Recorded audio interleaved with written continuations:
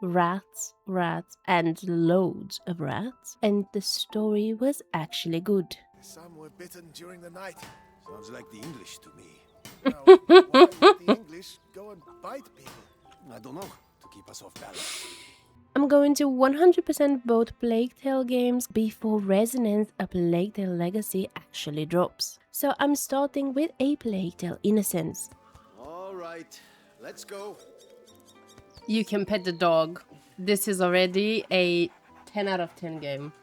Game of the year. Every achievement, every collectible, every single, oh my god, that's a lot of rats. If you're enjoying this, then a like and subscribe means a lot. I'm uploading videos every other Friday, so subscribing means that you won't miss the required follow-up before Resonance drops. And with that being said, let's jump straight into it. The game opens with Amicia de Rune walking through the French forest countryside with her father. What seems to be a peaceful tutorial completely changes as soon as we encounter our first death. On top of that, the Inquisition shows up looking for Hugo, Amicia's 5-year-old brother who's been locked in the room his entire life. It's me. Your sister? Amicia? With that being said, her father is dead within the first 15 minutes. This is the moment where the stealth mechanics actually start to kick in, and Amicia needs to protect her little brother by sneaking past loads of Inquisition members. Our mother successfully manages to guide us outside of the property and asks us to go and find a doctor named Laurentius as soon as possible. And with that, everything fell apart almost immediately.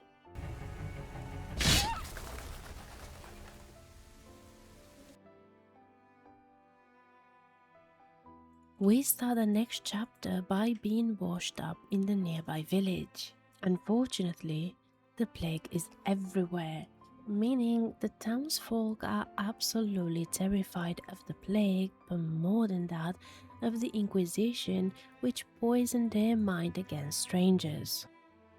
This is also the place where we encounter our first missable achievement of the game by just giving Hugo an apple.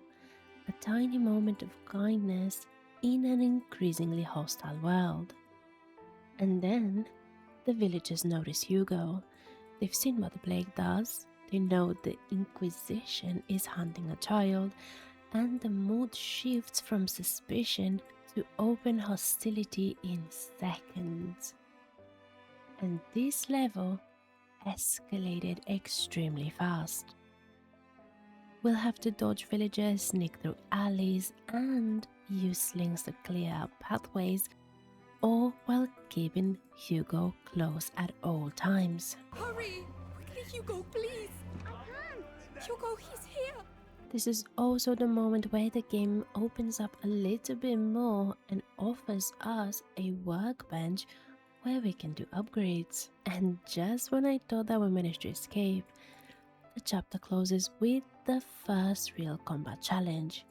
An armored soldier is trying to capture Hugo. And the only way to take him down is to actually break his armor. And once we manage to defeat him, we're on to the next chapter. The next chapter is where we are being introduced for the first time to the rats. And I'm not even going to lie, the first time that swarm flutes towards you, it is genuinely one of the most terrifying things I've seen in a game. Well, apart from this, but we ain't talking about that one.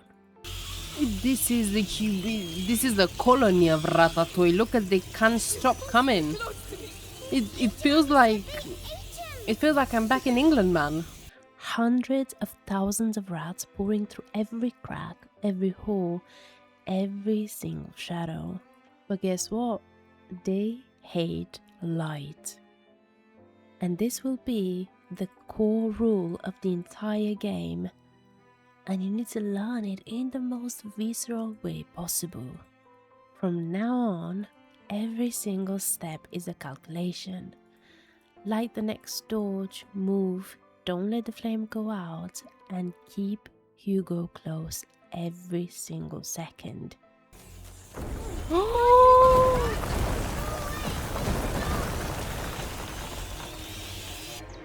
Oh my god.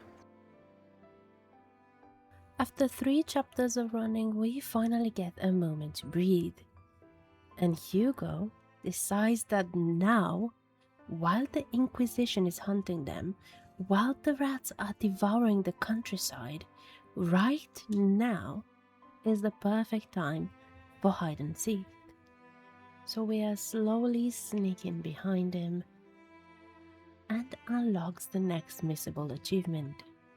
And in the end, we reach the farm of Laurentius.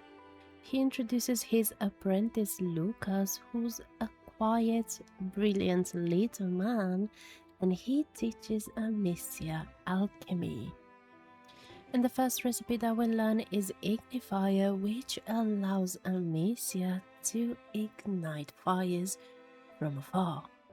Unfortunately, the rats are already closing in extremely fast, so Laurentius, who is already dying, holds them off in order to buy the children some time.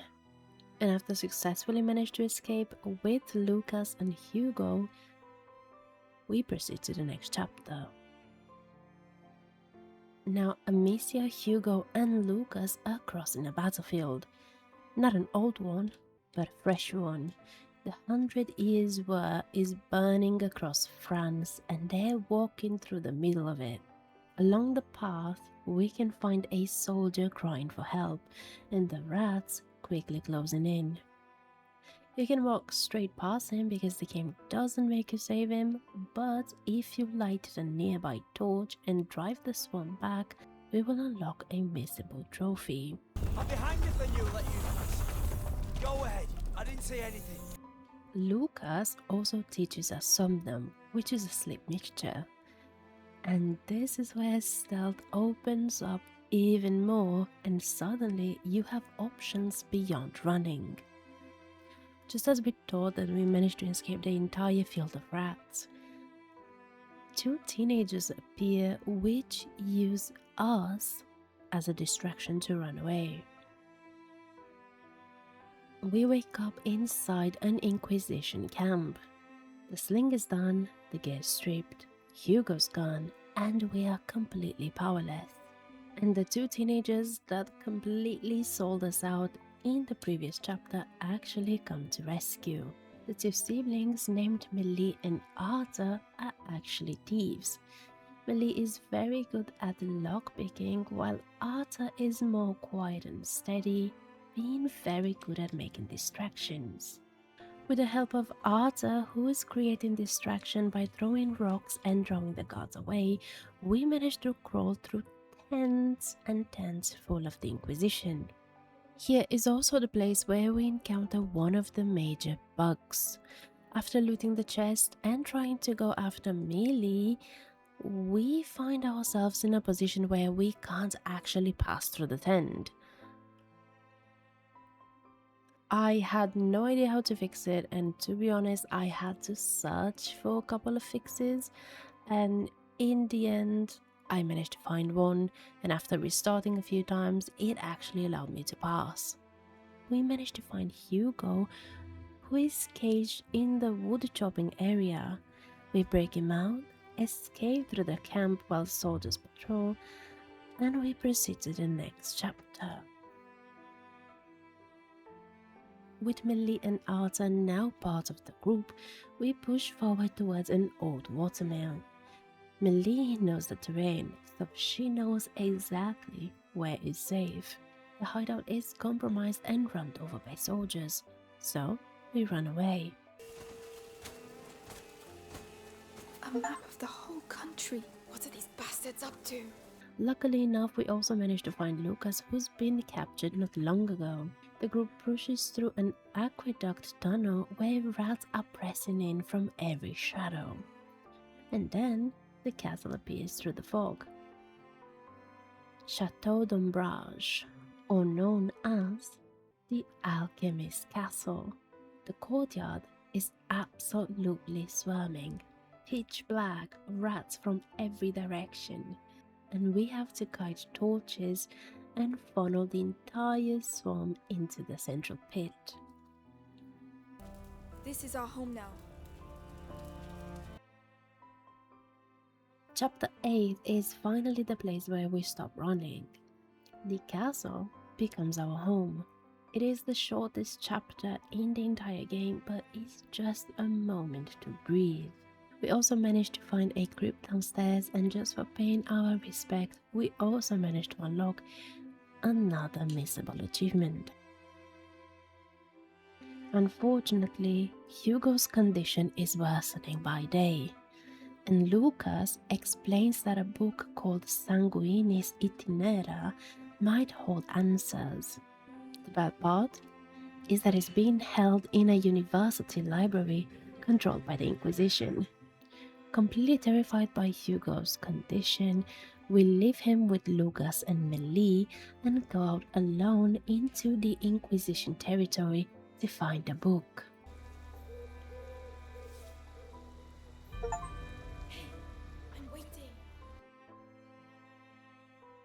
Amicia is completely alone for the first time since the estate has been invaded.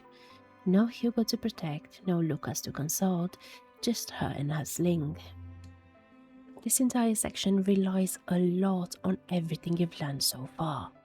Every single mistake will cost a lot. Every mechanic, every mixture, every single trick that we've learned has to be used because we are completely surrounded by the Inquisition and the rats at the same time. We also managed to learn Odoris. Throw this mixture and the rats come. It doesn't matter where, it doesn't matter who's standing there.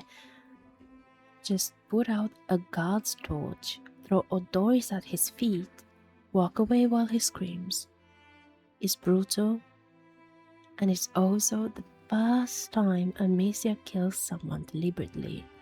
Not in self-defense, not in a chase, but it's calculated, and the game makes you feel that. And in the end, we managed to reach the university gates.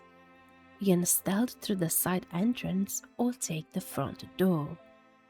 Honestly, I did not know about the side entrance, so I just went through the front one. And the two armored guards? Holy sweet baby Jesus, it was a nightmare. The university isn't a school anymore. It's a prison. Books on the shelves and soldiers in the halls. Early in the chapter, we find guards talking about a prisoner. Heavy armor. There has to be a way. We follow them, and then we find Rodri, the blacksmith's son. An absolute unit of a human being. We free him, and then the entire game shifts. Rodri can break down doors, take out guards with brutal silent takedowns. And he doesn't say much, because he doesn't need to. In the end, we manage to get to the lecture hall. In here, we have to solve a puzzle sequence. It's nothing too difficult, it's mainly about making a way using the bookshelves. And at the end of it, Sanguinis Itinera, the book that might actually save Hugo's life. But then, Vitalis appears. The Grand Inquisitor.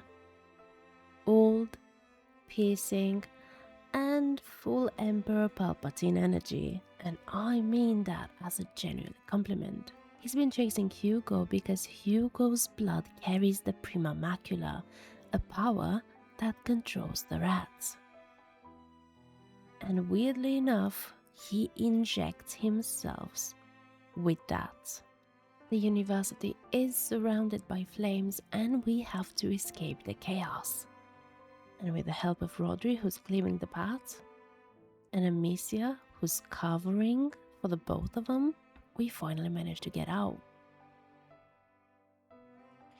While Arthur was supposedly missing, He wasn't just hiding, he was tracking Beatrice de Rune. Amicia and Hugo's mother is alive. Inquisition has her. And unfortunately, Hugo overhears. Hugo's body can't handle the stress. He collapses, and the prima macula is reaching the next threshold. In the next chapter, we need to go to the Rune Estate in order for Lucas to access Beatrice's laboratory to make a stronger elixir for Hugo to take on. On our way there, we managed to pass by 2 guards which are pinned by rats. Unfortunately, they're dying. We can walk straight past and again, no one would blame us. But if we use Luminosa to drive the rats back, we managed to unlock another missable trophy. After a long journey, we finally managed to reach the Rune Estate, which is now fully abandoned, frozen, and a ghost of what it was. We managed to find Amicia's father, who's dead on the floor, but somehow untouched by the rats, just as everybody inside the home, which is very curious because the rats completely devoured all the other soldiers and people apart from everyone in the Rune's family. This is also the place where we encounter our second major bug. This time around, we cannot interact with the workbench. The only way to fix it was to actually restore the last save a few times. We push through in search for our mother's old laboratory, and at some point we have to protect Lucas as he pushes a flame-filled car across a rat worm road. And in the end, we manage to find a hidden laboratory. Lucas manages to find our mother's notes and crafts an elixir from her research in order to administer it to Hugo. This elixir is meant to slow down the process or at least the threshold. Returning back to the castle, we immediately administer the elixir to Hugo, which will slow down the harmful effects of the macula and its thresholds. Unfortunately, Hugo already knows that Beatrice is still alive and wants to see her. But in order to protect him, Amicia keeps lying. And so, we progress to the next chapter. Hugo figured out the lie and he is gone. He ran off to find his mother alone, a 5 years old crossing a war zone. And then we play as Hugo, and the entire chapter shifts perspective. You're 5 years old, you can't fight, you can't defend yourself, we can only sneak around. You are a vile heretic driven mad by power. The Pope considers you a threat. Vitalis Benevent, you are to be excommunicated. We have to follow Lord Nicholas, a massive, terrifying knight with a flaming sword. And we have to do that through the entire bastion. We have to stay close enough to track him but far enough to survive. There's a walled courtyard with a black nightshade flower. We have to slip in, grab it, and get out before Nicholas gets too far ahead. The only problem with that, Nicholas already got far ahead, so I had to run in front of him to get one of the miscellaneous achievements. But afterwards, I restarted the chapter and did it pretty normal. In the end, Hugo manages to find his mother, and the reunion is absolutely devastating. Beatrice didn't even know if he was alive. But then, she explains everything. The prima macula isn't a sickness, it's a connection. And that means the rats obey Hugo because his blood commands them to. And for the first time, Hugo makes the rats move. It's terrifying and beautiful at the same time, and I almost killed myself. They almost manage to escape the prison, however, Vitalis is waiting for them at the exit. He injected himself with enough of Hugo's blood to have the same connection and forces Hugo to use more of his power to grow it deliberately. When it's over, both are captured and we move to the next chapter. In this one, we return to play as Amicia, and Hugo's been gone for far too long. The Inquisition is coming and everybody knows it. Surprisingly enough, Hugo returns.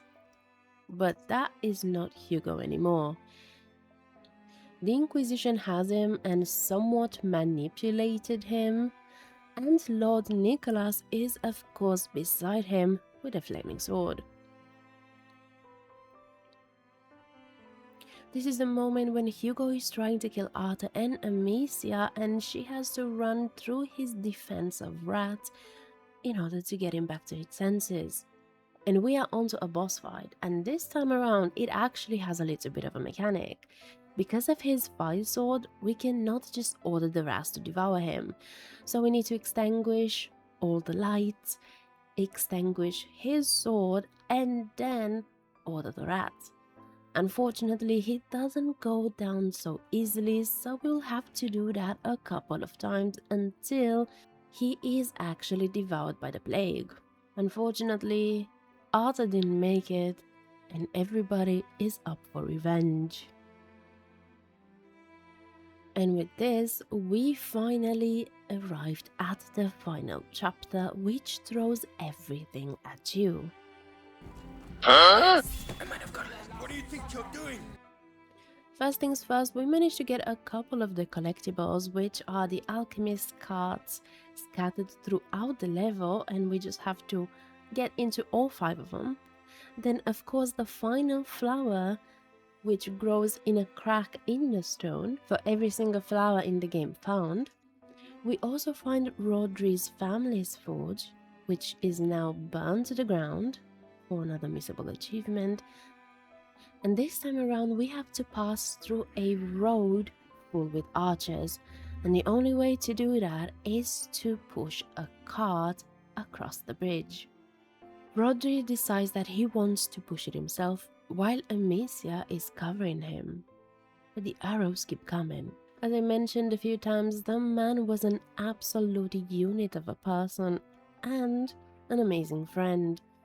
Unfortunately, when we manage to get to the cathedral gate, he dies from all the arrows that hit him. And I'm not even exaggerating, but this moment completely broke me. I'm sorry. Inside the cathedral, we find our mother above a large swarm of rats. And of course, there's also Vitalis. And the next fight will be more like Hugo versus Vitalis, because both of them will use their rat powers. More like a Ratnado versus a Ratnado, and I'm not even going to lie, but that was cool as f. This boss fight also has a little bit of a mechanic, because he will hit you with different variations of rats and rat forms, and you will have to make sure that first of all you're not being hit by the rat, and secondly that Hugo's Ratnado is not being obscured. So basically we have to play on the sides while Hugo plays on the middle. And once we manage to defeat him, it's time for the epilogue.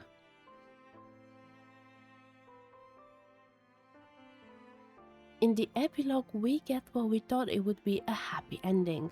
Vitalis is dead, Beatrice is free, Melie takes her own path, and Lucas sticks with us.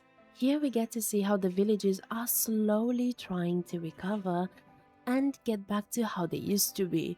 But of course, some of the people are still reticent because of what the Inquisition did to them and because of what they know of Hugo. But once that's done and we manage to ride along to the sunset, it is time for the cleanup. And this time around we need to get a couple of curiosities which we missed in earlier chapters. as well as a couple of miscellaneous achievements which I've missed apparently in the prologue and the first chapter.